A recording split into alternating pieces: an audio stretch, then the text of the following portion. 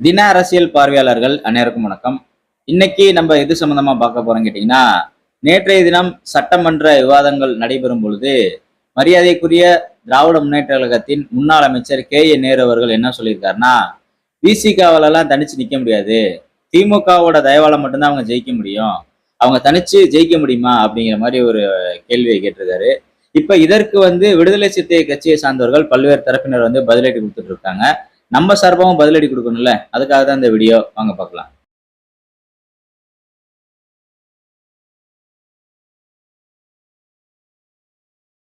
வீடியோக்குள்ள போறதுக்கு முன்னாடி மக்களாகிய உங்கள்ட்ட எப்போதுமே ஒரு கேள்வி கேட்பேன். அதே தான் இன்னைக்கும். அதான் மக்களே, திராவிட முன்னேற்ற கழகம் தனித்து நின்றால் எத்தனை தொகுதிகளில் வெற்றி பெறுவார்கள் அப்படிங்கிறத உங்க கருத்துக்களை கமெண்ட் பாக்ஸ்ல கமெண்ட் பண்ணிருங்க. சரி, இப்ப நம்ம வீடியோக்குள்ள போகலாம்.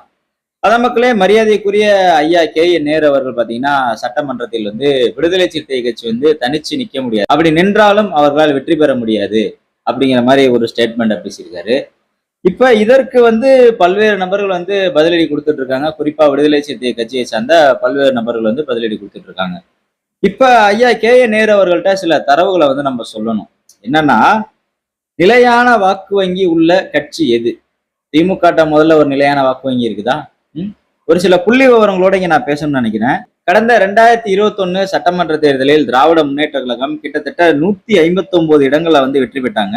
அதுல 133 இடங்கள்ல தனிப்பெரும்பான்மையோட வெற்றி பெற்றாங்க. கிட்டத்தட்ட 37%. அதாவது திமுகவுக்கு இருந்த வாக்கு சதவீதம் கிட்டத்தட்ட 1,74,30,179 ஓட்டுகள். அதாவது திராவிட முன்னேற்ற கழகத்திற்கு விழுந்த ஓட்டுகள்.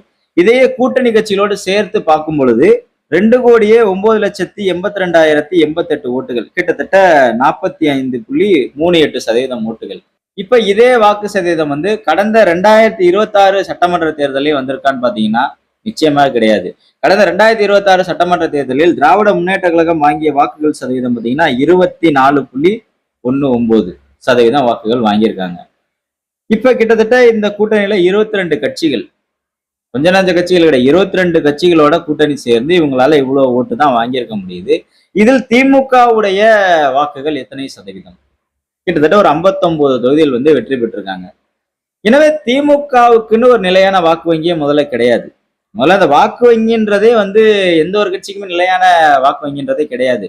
ஏதோ தொண்டர்களால் அங்கங்க ஒரு 10 ஓட்டு வேணா இருக்கலாம் ஒரு வார்டுல. ஆனா பெரும்பான்மையா எங்களுக்கு குறிப்பிட்டு இந்த கட்சிக்கு இவ்வளவுதான் வாக்கு அப்படின்னு எந்த கட்சிக்குமே தமிழ்நாட்டுல கிடையவே கிடையாது. எனவே இப்படி இருக்கும் சூழலில் மரியாதைக்குரிய ஐயா நேரு அவர்கள் பேசினது மிகுந்த ஆச்சரியமா இருக்குது.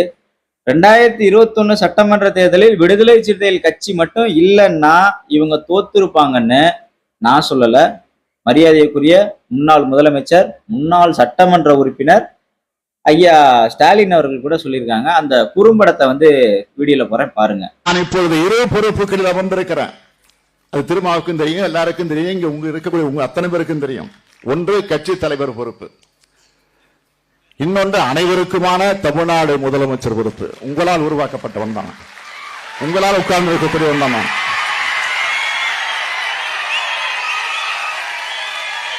அந்த வீடியோ பார்த்துருப்பீங்கன்னு நினைக்கிறேன். அதான் மக்களே, திராவிட முன்னேற்ற கழகம் தனித்து நின்று வெற்றி பெற்ற தேர்தல்கள் எத்தனை தேர்தல்கள்? எத்தனை தேர்தல்ல ஜெயிச்சிருக்காங்க? தனிச்சு முதல்ல நின்றுருக்காங்களா திமுக?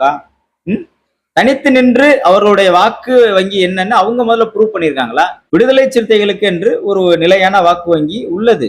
அது தேர்தலுக்கு தேர்தல் மாறுபடும். ஒரு 10 லட்சம் ஓட்டு இருக்கு, ஒரு 20 லட்சம் ஓட்டு இருக்குன்னா திமுகவை பிடிச்சவன் திமுக கூட்டணியில இருக்கும்போது ஓட்டு போடுவான், அதிமுக கூட்டணியில இருக்கும்போது அதிமுக பிடிச்சவன் ஓட்டு போடுவான். இப்படிதான் இந்த வாக்கு வங்கிகள் மாறுபடும். எனவே நிலையான வாக்கு வங்கிகள் என்பது கிடையாது.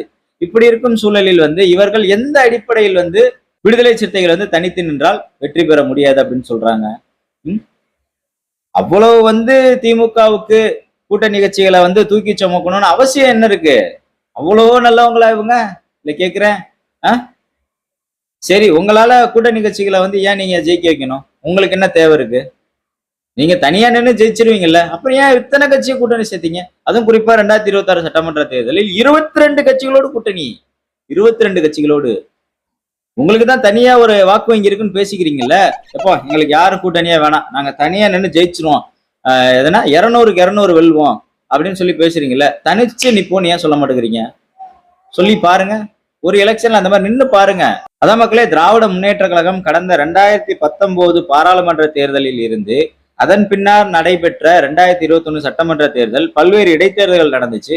அதன் பின்பாக 2024 பாராளுமன்ற தேர்தல், பின்பாக 2026 சட்டமன்ற தேர்தல். இது போன்று தொடர்ச்சியாக தேர்தலில் வெற்றி பெற்றதுக்கு முழு காரணம் கூட்டணி.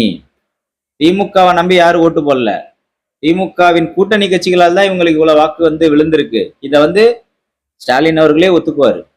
அமைச்சர் நேரு வேணா ஏத்துக்காம போலாம், சாரி முன்னாள் அமைச்சர் நேரு அவர்கள் வேணா ஏத்துக்காம போலாம். ஆனா திமுகவில் இருக்கக்கூடிய உண்மையான தொண்டர்கள் இதை ஏத்துக்குவாங்க. கூலிக்கு மாரடிக்கிற தொண்டர்கள் எப்போதுமே ஏத்துக்க மாட்டாங்க. அவங்க இப்போ வரைக்கும் இன்ஸ்டாகிராம்னாலதான் நம்ம தூத்து போயிட்டோன்னு சொல்லி உட்காந்துட்டு இருக்காங்க.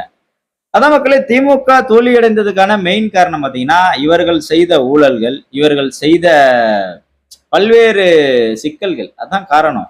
குறிப்பாக பேனா நிறுவனத்தினுடைய ஆதிக்கம். இது குறித்து இன்னைக்கு பல்வேறு திமுகவை சேர்ந்த நபர்களே இன்னைக்கு சோசியல் மீடியால எழுத ஆரம்பிச்சிட்டாங்க.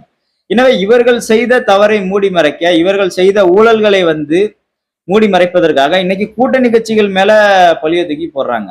சரி, இவ்வளவு பேசுறீங்கல்ல திமுகவை சார்ந்தவர்கள், இனிமேல் விடுதலை சிறுத்தைகள் கட்சியோடும், கம்யூனிஸ்ட் கட்சியோடும், காங்கிரஸ் கட்சியோடும் ஒருபோதும் கூட்டணி கிடையாது அறிவிக்க முடியுமா உங்களால? அறிவிச்சுட்டு தேர்தலை செஞ்சீங்க பார்ப்போம். முடியாது. ஏன்னா கூட்டணி கட்சிகளோட முதுகுல ஏறி ஒய்யாரமா சவாரி பண்ணிட்டு போராட்டம் நடத்துறது, மோடி எதிர்க்கணுமா, ஏதாவது ஒரு மக்கள் விரோத சட்டத்தை இந்த பாஜக அரசு கொண்டு வரும், அதை எடுத்து போராடணுமா, கூட்டணி கட்சிகளை போராடுறதுக்கு மட்டும் வச்சுக்கிறது. ஆனா இந்த அதிகாரத்தை சுவைக்கிறது, ஆட்சியை நல்லா நின்று விளாண்டு கொள்ளையடிக்கிறது, இது போன்ற வேலையெல்லாம் நீங்க பாத்துக்கிறது. இந்த வேலையை தானே செஞ்சுக்கிட்டு இருந்தீங்க. அதான் மக்களே, திராவிட முன்னேற்ற கழகத்தை தொடர்ச்சியாக வெற்றி பெற வைத்ததில் விடுதலை சிறுத்தைகளுக்கு ஒரு மிகப்பெரிய பங்கு இருக்கு. வட மாவட்டத்தில் பெரும்பாலும் வன்னியர் மக்கள் திமுகவுக்கு வாக்களிக்கவே மாட்டாங்க, அளிக்க மாட்டாங்க. ஏன்னா அவங்க பாமக பின்னாடி நிக்கிறாங்க. பாமக எந்த கட்சி பின்னாடி நிக்குதோ அங்கதான் அவங்களுக்கு ஓட்டு விழுவும். எனவே அந்த வாக்குகளை ஈக்குவல் பண்றதுக்குதான் விடுதலை சிறுத்தைகளை இவங்க கூட்டணியில வச்சிருந்தாங்க. ஏதோ இவங்க விடுதலை சிறுத்தைகள் மேல அப்படியே அக்கறை வந்த மாதிரியும், அப்படியே கூட்டணி கட்சிகள் எல்லாம் நாங்க தான் தாங்குறோன்ற மாதிரியும் பேசுறாங்க. எல்லாத்துலயும் ஒரு உள்நோக்கம் இருக்கு. ஒரு அரசியல் லாபம் இல்லாம திமுக எதையும் செய்ய மாட்டாங்க. எனவே இப்ப ஐயா நேரு கேட்கிறாருல, இப்ப இதே கேள்வி நம்ம அவர்கிட்ட கேட்போம். ஓட்டுக்கு பணம் கொடுக்காம தனிச்சு நின்று உங்களால ஒரு 10 தொகுதி ஜெயிக்க முடியுமா திமுகவுல இன்னைக்கு? எவ்வளவு செலவு பண்றீங்க, எவ்வளவு ஓட்டுக்கு பணம் கொடுக்குறீங்க, இவ்வளவுலாம் கொடுத்து தானே ஜெயிக்கிறீங்க. உண்மையா நேர்மையா மக்கள்கிட்ட உங்களுடைய சாதனைகளை சொல்லி, திமுக கட்சியினுடைய கொள்கை கோட்பாடுகளை சொல்லி, ஓட்டுக்கு பணம் கொடுக்காம தனித்து நின்று உங்களால் ஒரு 10 தொகுதி ஜெயிக்க முடியுமா? இன்னைக்கு விடுதலை சிறுத்தைகளை பார்த்து கேக்குறீங்கல்ல, விடுதலை சிறுத்தைகள் அந்த அளவுக்கு பொருளாதார வலிமை இல்லதான், ஒத்துக்கிறோம். நீங்க தான் கோடி கோடியா கொள்ளையடிச்சு பல 100 தலைமுறைகள் உட்கார்ந்து சாப்பிடுற அளவுக்கு சொத்து சேர்த்து வச்சிருக்கீங்கல்ல திமுகவில் இருக்க எல்லாரும். பொருளாதார வலிமை பெற்று தானே இருக்கீங்க. நீங்க சொல்லுங்க, தனிச்சு நிக்கிறோம் நாங்க, எந்த கூட்டணி கட்சி வேணாம், யாருமே வேணாம், நாங்க தனிச்சு நிக்கிறோம், தனிச்சு நின்று வரப்போற 2031 சட்டமன்ற தேர்தலை சந்திக்க போறோம், சொல்லுங்க. உங்களால சொல்ல முடியுமா? முடியாது. 22 கட்சிகளோட கூட்டணி சேர்ந்துமே கொளத்தூர்ல ஜெயிக்க முடியல உங்களால. கொளத்தூர்ல இன்னைக்கு எதிர்கட்சியா உட்கார்ந்து இருக்கிறதுக்கு காரணம் கூட்டணி கட்சிகள் தான். அதை தான் ஆதவர்ஜுனா பேசுறாரு சட்டமன்றத்துல. இன்னைக்கு உங்களுக்கு 59 எம்எல்ஏ வந்திருக்காங்கன்னா அது காரணம் விசிகே, கம்யூனிஸ்ட், காங்கிரஸ். இன்னைக்கு எதிர்கட்சியா நீங்க போய் உட்காந்துருக்கீங்கன்னா அதுக்கு காரணம் கம்யூனிஸ்ட், விசிகா, காங்கிரஸ். இவங்க இல்லாம நீங்க அந்த இடத்துக்கு வந்துட்டீங்களா? இது மட்டும் இல்லாமல் இப்ப தேமுதிகவை சேர்த்தீங்க, கருணாசை சேர்த்தீங்க, பல்வேறு அமைப்புகளை உள்ள சேர்த்து ஒரு வாக்கு கூட சிதறி வெளியில போயிடக்கூடாது அப்படிங்கிறதுல கவனமா இருந்தீங்கல்ல. உங்களுக்கு தனிச்சு ஓட்டு இருக்குல்ல, அப்புறம் எதுக்கு இத்தனை கட்சிகளை நீங்க கூட்டணி சேர்த்தீங்க? அதுக்கு பதில் சொல்லுங்க. எனவே மாண்புமிகு முன்னாள் அமைச்சர் கே ஏ நேரு அவர்களே, உங்களுக்கு நாங்கள் விடுதலை சிறுத்தைகள் கட்சி சார்பாக ஒரு சவால் விடுகிறோம்.